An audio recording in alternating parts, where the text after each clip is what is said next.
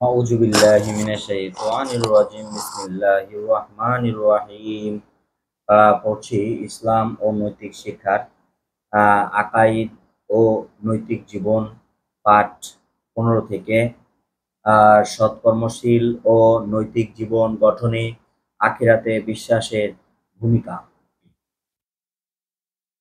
আখিরাত হলো পরকাল। মৃত্যুর পরবর্তী জীবনকে আখিরাত বলা হয়। আখিরাত হলো মানুষের অনন্ত জীবন। এটি চিরস্থায়ী, পক্ষান্তরে দুনিয়ার জীবন ক্ষণস্থায়ী। বস্তুত দুনিয়ার জীবন হলো আখিরাতের প্রস্তুতি গ্রহণের ক্ষেত্র। বলা হয়েছে, দুনিয়া হলো আখিরাতের শস্যক্ষেত্র।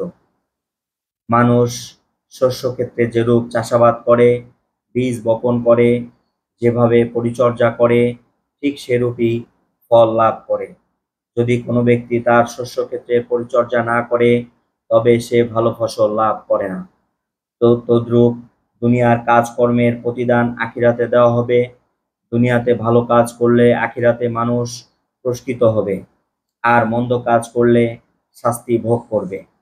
কবর, হাসর, মিজান, সিরাত, জান্নাত, জাহান্নাম ইত্যাদি আখিরাত জীবনের এক একটি পর্যায়। ইসলামী বিশ্বাস মোতাবেক যে ব্যক্তি ঈমান আনে, সৎকর্ম করে, সে আখিরাতে শান্তিময় জীবন লাভ করবে। কবর থেকে শুরু করে আখিরাতের প্রতিটি পর্যায়ে যে সুখ, শান্তি ও সফলতা লাভ করবে। অন্যদিকে দুনিয়াতে যে ব্যক্তি অবাধ্য হবে, পাপাচার করবে, সে আখিরাতের সকল পর্যায়ে কষ্ট ভোগ করবে। তার স্থান হবে জাহান্নাম। মানব জীবন গঠনের জন্য আখিরাতে বিশ্বাস অত্যন্ত গুরুত্বপূর্ণ। কেননা আখিরাতে বিশ্বাস মানুষকে জীবন পরিচালনায় নীতি ও আদর্শের অনুসরণ করতে বাধ্য করে। যে ব্যক্তি আখিরাতে বিশ্বাস করে, সে প্রত্যহ তার প্রতিটি কাজের হিসাব নিজেই নিয়ে থাকে। এভাবে দৈনন্দিন আত্মসমালোচনার মাধ্যমে মানুষ তার ভুল ত্রুটি শুধরিয়ে নিয়ে সৎ চরিত্রবান হিসাবে গড়ে ওঠে। আখিরাতে পুণ্যবানকে জান্নাতে প্রবিষ্ট করানো হবে। জান্নাত হলো চিরশান্তির স্থান। জান্নাত লাভের আশা মানুষকে দুনিয়ার জীবনে সৎকর্মশীল করে তোলে। মানুষ জান্নাত ও তার নিয়ামত প্রাপ্তির আশায় নেক আমল করে, ভালো কাজ করতে উৎসাহিত হয়। কেননা আল্লাহ তাআলার প্রতি বিশ্বাস, ভালোবাসা ও সৎকর্ম ব্যতীত জান্নাত লাভ করা যায় না।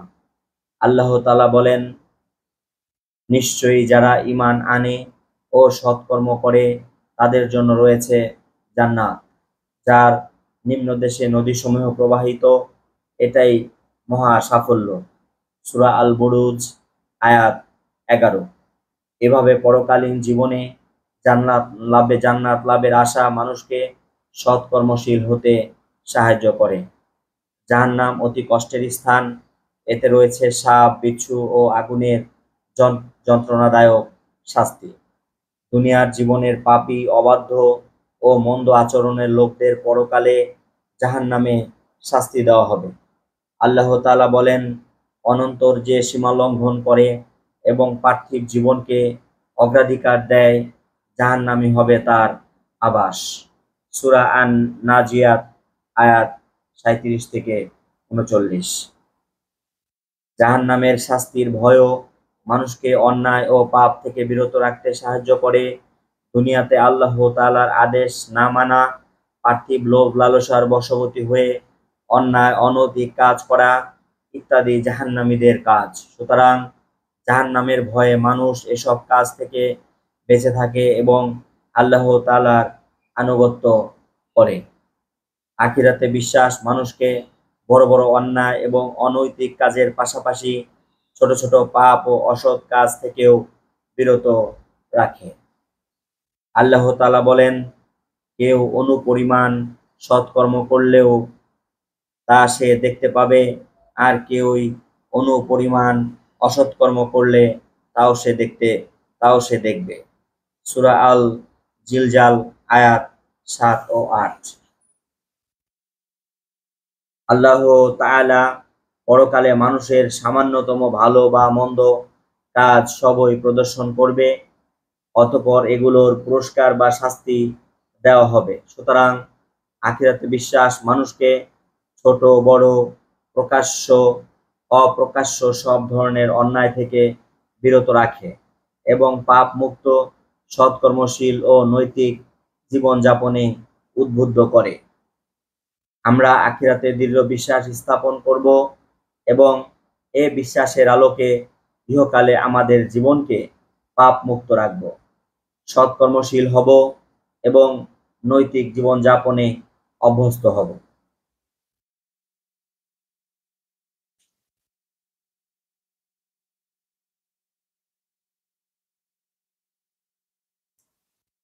দ্বিতীয় অধ্যায়, শরীয়তের উৎস।